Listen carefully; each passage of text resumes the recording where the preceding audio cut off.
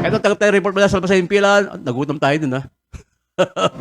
At turnover ceremony, sinagawa po naman sa palitan ng Chief of Police ng Baler at Kasiguran, Aurora. Narito ang balita ni Romel Roque.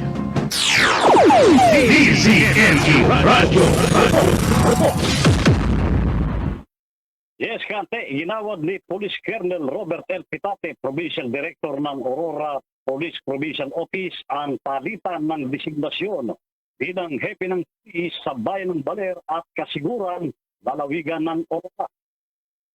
Ang seremonya na nagpapahiwatig ng formal na paglipat ng pamuno mula kay Police Major Donna P. M. Galban, outgoing Chief of Police ng Kasiguran bilang bagong hepe ng pulisya ng Baler.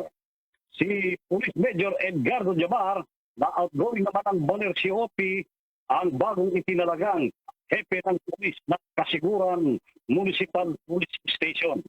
Ang aktibidad ay dinaluhan ng presensya ng Municipal Mayor ng Kasiguran, Honorable Renton E. Soriano, at Municipal Mayor of Baler, Honorable Repti Angara.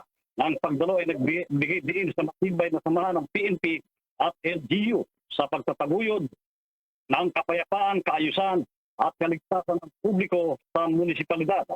Ayon kay Police Colonel Pitate, ang kanyang pasasalamat kay Police Major Galban at Police Major Edgardo Jabar sa kanilang kapuri-puring pamumuno at dedikadong serbisyo sa kanilang panunungkulan bilang Chief of Police, ay kinilala niya ang mga pagsisikap sa pagpapalakas ng police visibility, pagpapahusay ng ugnayan sa komunidad at pagtiyak ng epektibong pagpapatupad ng batas.